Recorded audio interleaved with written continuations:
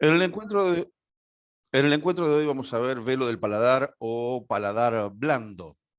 Vamos a definir el velo del paladar como aquella estructura, aquel tabique, que es un tabique muscular, fibroso y mucoso, que prolonga hacia atrás el paladar duro y separa la orofaringe de la nasofaringe.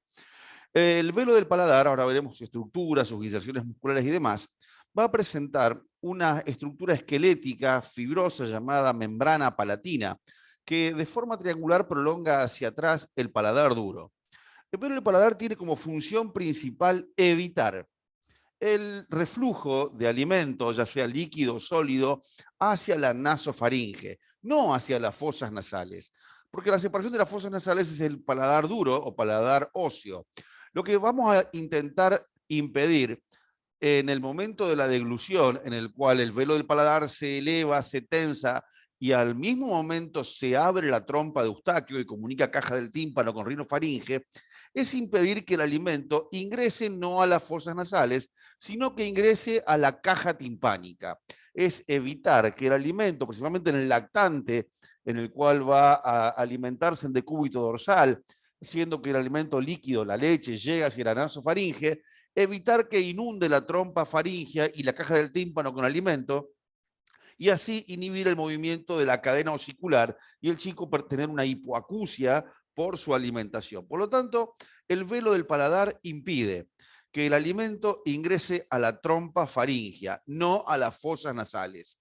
Dijimos que tiene una membrana palatina, que es una membrana triangular, aquí cubierta por mucosa no se alcanza a ver, y va a presentar en reposo, o sea, cuando estamos ventilando, una cara póstero superior, que es una cara póstero superior nasofaringea, y una cara antero inferior que es bucofaringea o lingual. Veremos que en el momento de la dilución el paladar se tensa primero y se eleva después, formando un tabique infranqueable para el alimento o la saliva hacia las fosas nasales. Vamos a ver nosotros ahora cómo vamos a estructurar el velo del paladar.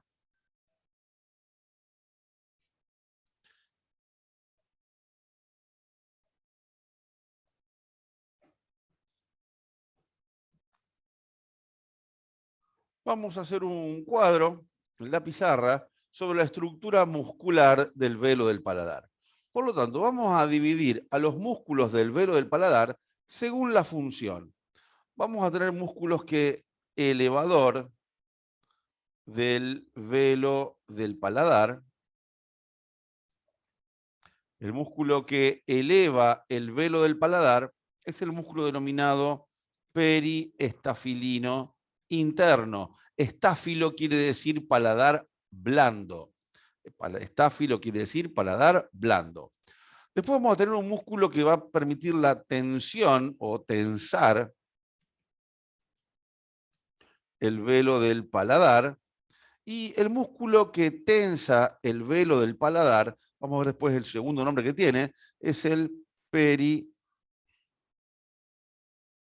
es el músculo periestafilino externo o lateral.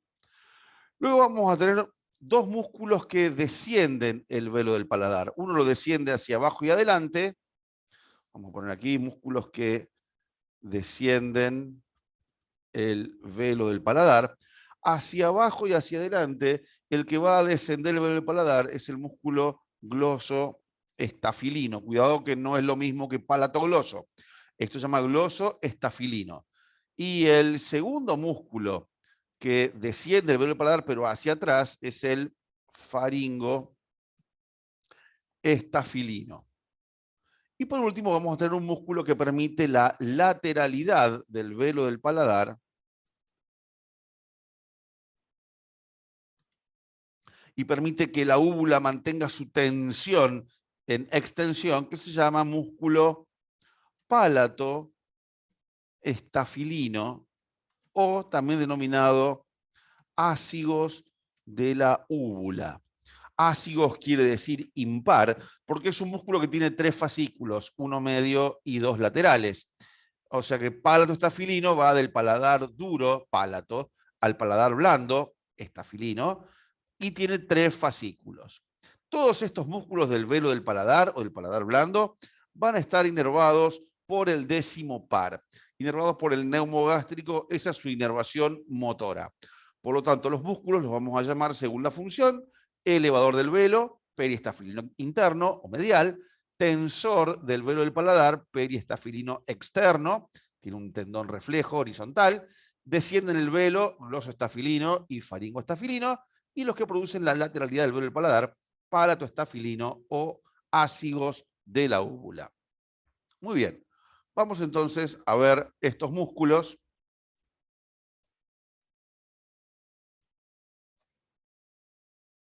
Vamos a ver su inserción. Bien, aquí vemos algunos de ellos. Empecemos con el tensor del velo del paladar o periestafilino externo y el elevador primario, que es el periestafilino interno. Tenemos una imagen de los músculos en estado aislado. Aquí vemos la pared posterior o abertura posterior de las fosas nasales con el tabique nasal. Esta es la trompa faríngea, este es el vértice del peñasco, esta es la apófisis basilar del occipital. Acá vemos la pared de la faringe, este es el constrictor superior de la faringe, y vemos el velo del paladar con la úvula. Esta es una imagen muy importante en la cual vemos los dos periestafilinos. El periestafilino interno o medial, aquí vemos desde la exobase, apófisis basilar del occipital, agujero magno, cóndilo del occipital, peñasco, vértice del peñasco con la trompa. Esto que vemos acá es el borde inferior del peñasco, agujero redondo menor del efenoides. El periestafilino interno es un músculo vertical que toma inserción proximal en la cara lateral, o perdón dicho, en la cara lateral de la trompa faríngea y en el vértice del peñasco.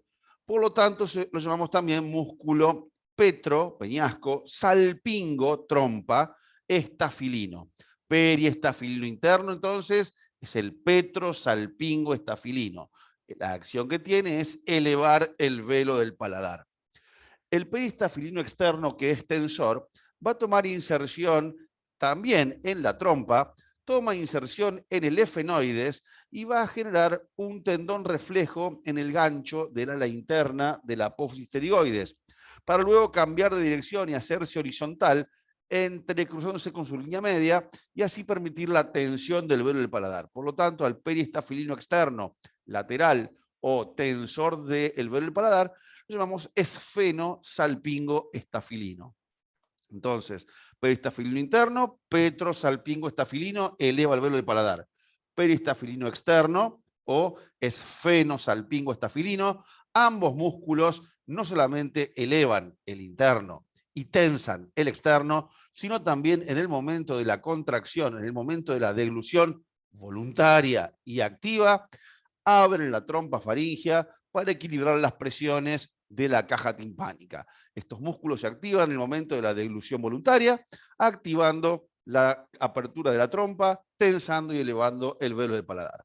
Aquí vemos también el músculo ácigos de la úvula, con 3 fascículos, un fascículo medio que termina en el vértice de la úvula y 2 fascículos laterales que van desde el paladar duro hasta el paladar blando. El músculo permite el ácigos de la úvula o palatoestafilino, la lateralidad de la úvula, y también ayuda a la tensión del velo del paladar.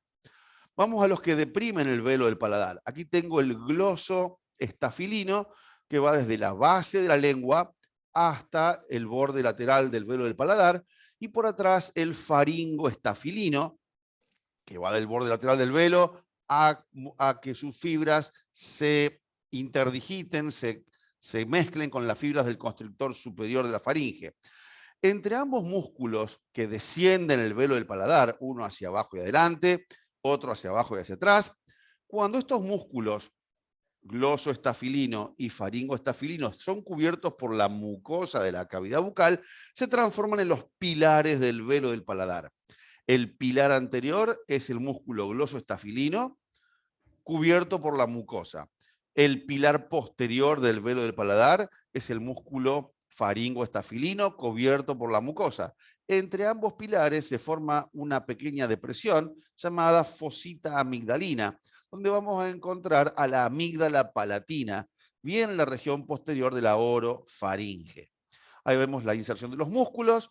Vemos el músculo ácigos de la úvula en esta imagen posterior. Vemos el músculo glosoestafilino. Y aquí volvemos a ver los pilares. Pilar posterior, faringoestafilino, pilar anterior, glosoestafilino y la fosita amigdalina. Recordar la importancia de la inervación sensitiva, es una inervación de tipo refleja, dada por el glosofaringio, que junto con el neumogástrico forman el plexo intrafaringio, pero acá lo importante es saber que el velo del paladar, la mucosa del velo del paladar, presenta inervación de tipo termoalgésica e inervación refleja, que es el reflejo nauseoso, que es el reflejo que se produce cuando con el bajalengua tocamos el velo del paladar, y ahí estamos explorando la inervación refleja del noveno par. Perfecto, aquí vemos entonces el velo del paladar con su parte media o úvula, su pilar anterior, su pilar posterior, que son los músculos más la mucosa, y aquí lo vemos en un preparado cadavérico con la fosita amigdalina. Pues bien, esto ha sido todo. Nos vemos en la próxima clase. Muchas gracias.